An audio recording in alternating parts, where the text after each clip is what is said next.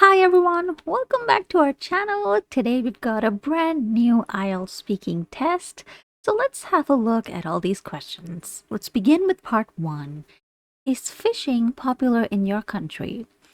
So fishing as a hobby really isn't a thing here. I know it is a thing in lots of other countries, but here it's primarily something that people will do as an occupation. Especially in my city, it's a coastal city, and we have this long heritage of people who whose entire jobs have been to fish and sell the fish, and that continues until today. In fact, India has a huge coastline. Almost like half the country is open to the coast. So yes, as an occupation, as a job, as a way to earn your living, it's definitely popular, but as a hobby, not so much. I don't know anyone personally who just goes out and, goes fishing. I don't know that. I've seen it in movies and television shows, of course, but that's just not a thing here as a hobby. Have you ever been to a place where there are lots of fish around you? Yes, in fact, just a couple months ago, I went to this park. There's this huge national park that we have here. I think it's about 15 minutes away from me, just a 15-minute ride away from me. And I think it's like the biggest, well, I don't know if it's apparently the biggest national park in an urban area, which is really cool. So I went there with my mother, and we came across it was an artificial pond. It was a man-made pond, but they had a lot of these tiny fish that you could see. They were swimming up to the surface, and they were eating, plants and other tiny things I couldn't see very well. And there was also a guy who was trying to feed them, like he'd got some kind of fish food, and he was just, distributing all of that. So you could see all the tiny fish, and a couple of them were bigger ones as well. So that was really cool, yeah. Have you seen any movies with lots of fish? I know that there's this movie called Finding Nemo that's entirely based around this fish called Nemo, but what's funny is I never saw that movie. Not as a child, I had no interest in it. I found fish boring, if I'm being entirely honest. So no, I don't really remember any movies. I haven't seen any movies where fish played, a crucial role. Not really, not really. And even if I had the opportunity, I wouldn't. I'm very picky when it comes to cinema. I'm very picky when it comes to the kind of movies that I'd like to watch. So this as a theme, it really doesn't interest me. Why do people go fishing? Well, one way, of course, is as their occupation, as their job. So, as a way to earn a living, especially if you live in a coastal area, I mean, it makes perfect sense. And like I said, we have a community of people here. Their entire livelihood is based off their fishing activities. So, for them, it's a question of, getting home, bringing home the bacon. But then there's also people who do this as a relaxing activity, as a hobby, as a way to, bond with friends and family. Lots of fathers will take their sons and go on a little fishing thing together, and they'll just sit there for hours and hours chatting. And maybe they don't catch any fish, but, they get to spend that quality time together. So when you think about it that way, it does sound like, a fun activity. Although I don't like the idea. I mean, to me it sounds very cruel that you got this hook and you bait the fish, and then it's all injured and everything. So I mean, I wouldn't do it, just because I find it a bit cruel. But yeah, I can see the appeal. I can see the appeal. Right, let's go on to part 2. Describe an activity you did with another person. You can say what the activity was, when and where you did it, who you did it with, and why you chose that person. Okay, so this can be any kind of activity whatsoever. It can be something as simple as cooking. It can be something as simple as a project in school, college, whatever, at work, any activity, and absolutely any action. So I'd say this happened, I think, I'm not sure which year it was. I think it was last year. So I'm learning a whole bunch of languages, and as a part of my course, we had to do a group project. Well, what happened was the professor assigned three people. So one of them was me, and there were two other students. One of them, unfortunately, she had other exams. She was, I think, studying to be a lawyer. And so obviously, those exams were more important to her than the project. So she was there, but she was not really an active participant. So it was left up to me and to the other girl. And, both of us kind of just carried the entire project on our backs. It's not that I, chose her specifically. Again, we were just, randomly assigned. So I didn't really have a say in it because if I had a say in it, I probably wouldn't do a group project because I hate group projects. But anyway, because I feel like other people just ruin things. I think it's better to do things by myself so I have full control. But anyway, that's a story for another day. So we'd been given certain topics. This was my German program, and each group had their own topic that was assigned to them by the teacher. And so we had, what was that? Learning German as a language, as a foreign language. That was our topic. And so we had to create a presentation and deliver it entirely in German. And this was just an A2 batch, so a beginner batch, and we were expected to do this entire thing, which was quite a challenge, but it was definitely a lot of fun. And we had like a month, to prepare all of our slides and our content and all of that. But I will say though, I still ended up doing most of the work, and when I say most of the work, I mean I ended up doing like 90% or more of the work, including the slides, including the content, all of that.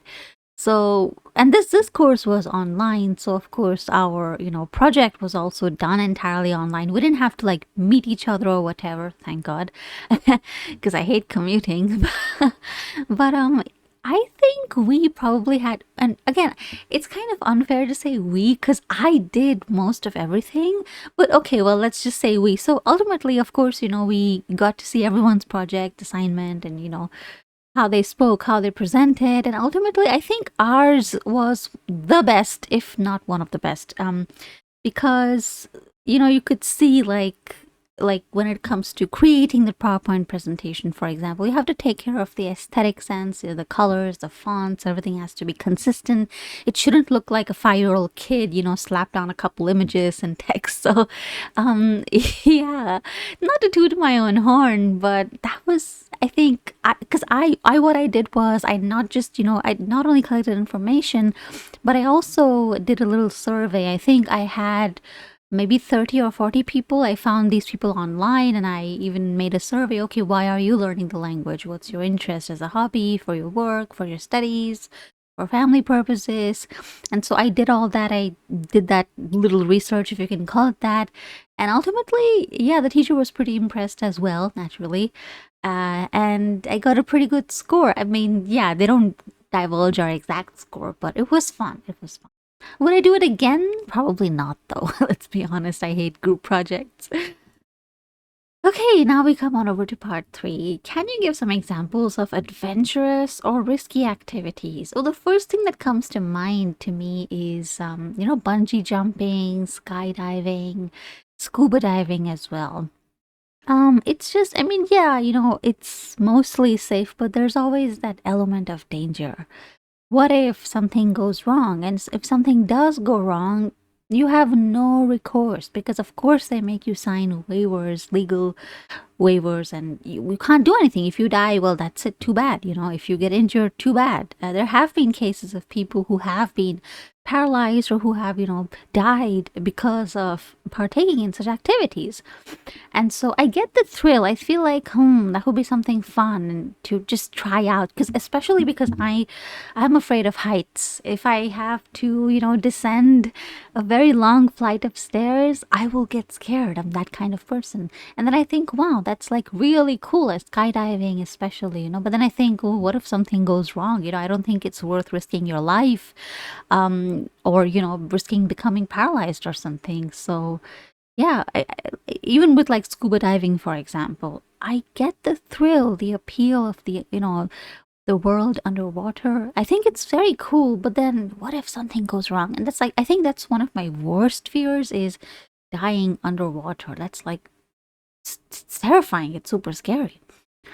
Why do some young people like adventurous activities?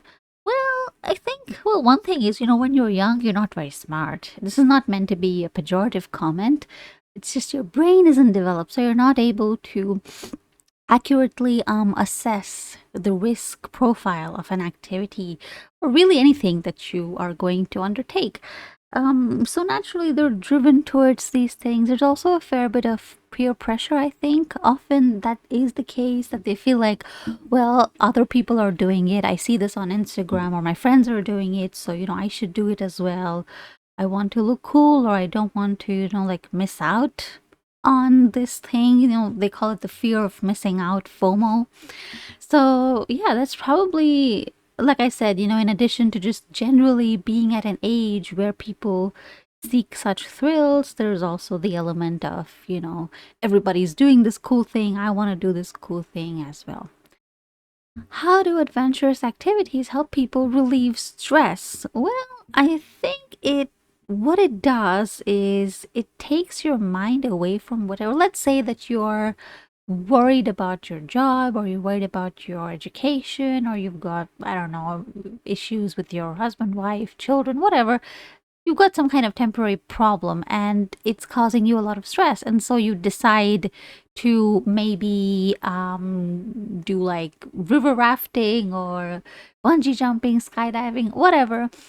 It and this is something that has, of course, also been proven, is that when you do these activities, your brain is flooded with all these chemicals. I don't know exactly which chemicals these are. I could be wrong. I could just say, oh yeah, dopamine and whatever else, but I don't know. I'm not I cannot tell you with certainty which chemicals, but the brain is just absolutely, surging with all of these chemicals.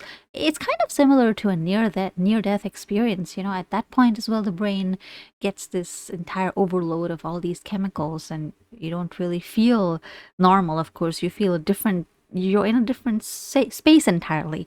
So that helps to, temporarily just not have you thinking of whatever it is that's causing you trouble.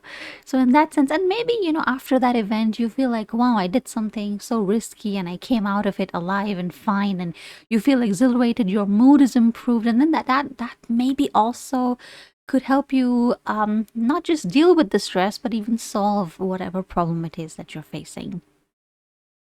What skills do people need to take part in adventurous activities? So I'm not really sure if you need, well, uh, not a skill, but rather a characteristic, right? You have to be brave. You can't be a scaredy cat like I am. You've got to be able to just take over your fear, yeah, to kind of let yourself. Also, I mean, you have to be good at calculating the pros and cons, I think, because some adventurous activities are actually pretty safe. Like I read somewhere that the risk of dying from I don't know, like scuba diving or something else, the risk of dying or being injured is much less than compared to when you're flying in a plane or something. So it doesn't seem like that. Especially, for example, when you read of like plane crashes and stuff like that. But statistically, you're much safer in a plane than you are in your own car.